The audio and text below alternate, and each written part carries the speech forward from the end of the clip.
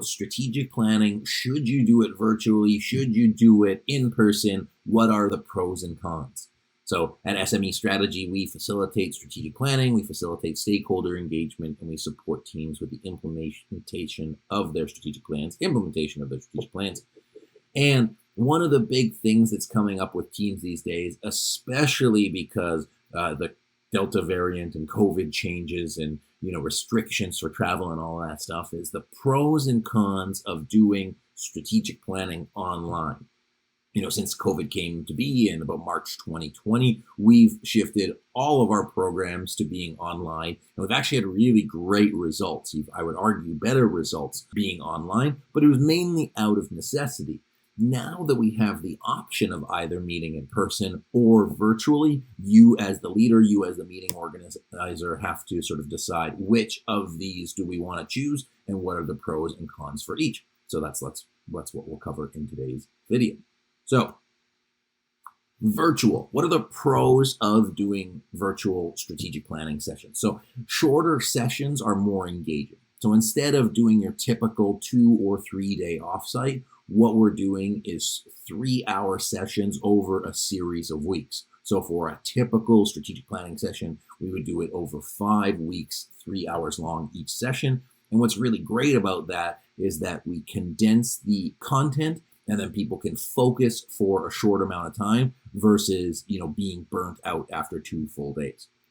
The other benefit of doing it virtually, it's a lot easier on the calendar. So if you've ever participated in an offsite, you had to basically be away from your phone or email for 2 full days or 3 full days. You come back, everything is backlogged, you feel overwhelmed, you're sitting at the desk and you're wondering, oh man, I've got all these emails coming in, so you're not actually fully present.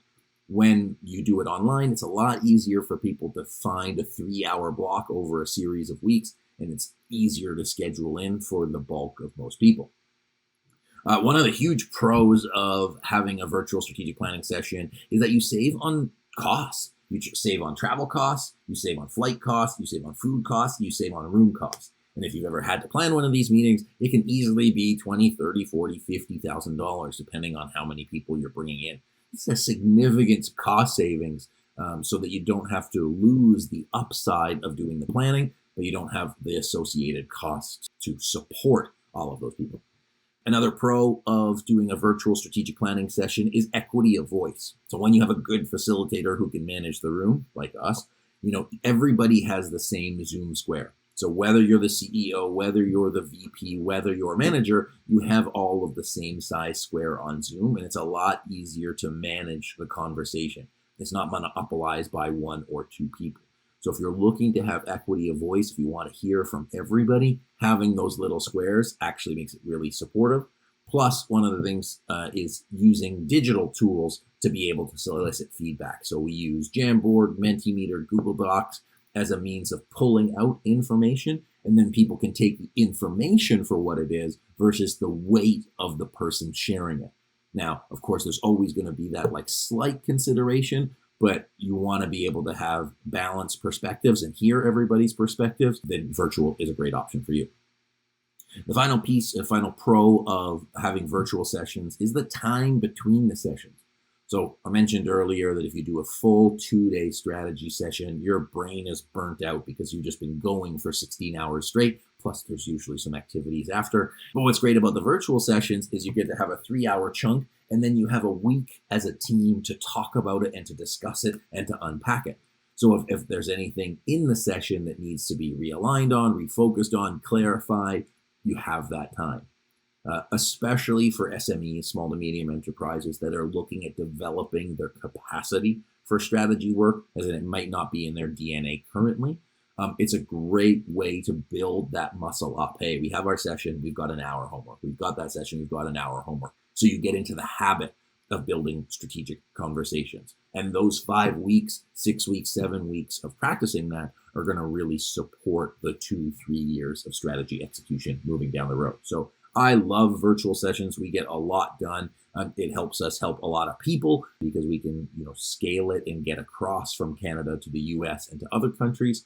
And it might be a great option for you, mainly because of the cost savings, but also the outcomes are very, very high. And everything is way more focused. You're getting the best of people every time, and they're not getting distracted.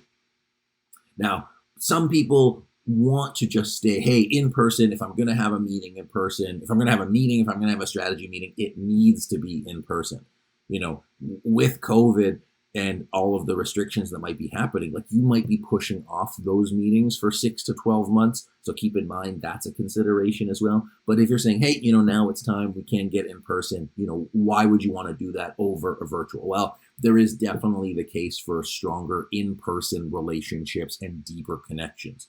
You really do get to understand a person better when you're sitting next to them. There's the non-work time, going for dinners and chatting with people, but just getting to know the people that you're working with is great for building trust. So definitely a pro out of that. Sharing meal times together, that's the informal conversation that adds the sort of meat to the bones of the strategy. You get to unpack some things. You got to talk about personal things. It'll really support the sort of team building camaraderie component of organizational development, which is important. And, it is one of the benefits of in-person strategy sessions versus doing it online. You get everybody's full attention. So I want to say it's easier than being distracted, because on your computer, even if you're focused on your computer, you may have alerts pop up. You may have your phone pop up. In person, it's a lot easier to sort of mandate and support. Do not check your cell phone. You do not have any other devices. You don't have anything that'll blip and beep. You just have a pen and paper. So you do get greater attention. The flip side to that is after, 12 hours, people are kind of burnt out and you sort of lose their attention at that point. Conversation flows more naturally.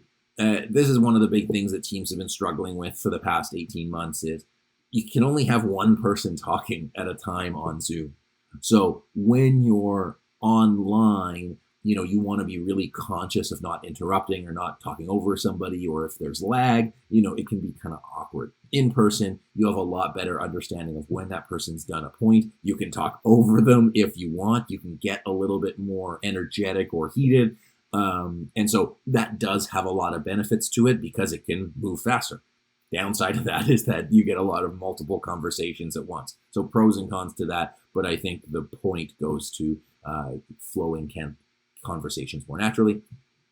And the final piece of the benefit of in-person sessions is you get more of an opportunity to do the non-verbal communication. You get to see how people are feeling. You get their truest communication, mainly because some people just aren't that comfortable communicating through Zoom. They just don't find it as effective. 97 or 93% of communication is nonverbal. So you'll have a better chance of seeing people's body language, shoulder movements, head movements, nods, yes, if you're in person than if you're online. So it really comes down to the in-person session is about understanding those little intricacies, the trust building, the relationship building, and then the sort of banter side parts of team development.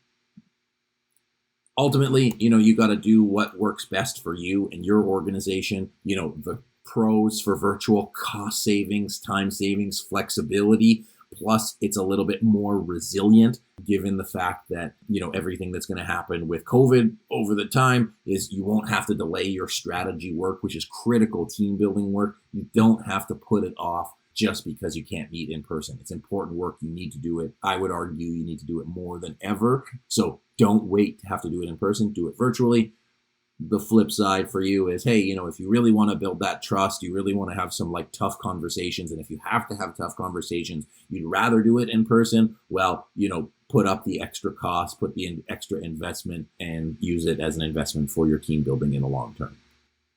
So strengths of virtual: you get to do it fast, you get to do it more easily, and I think you get great outcomes from it. Plus, it saves a lot of money.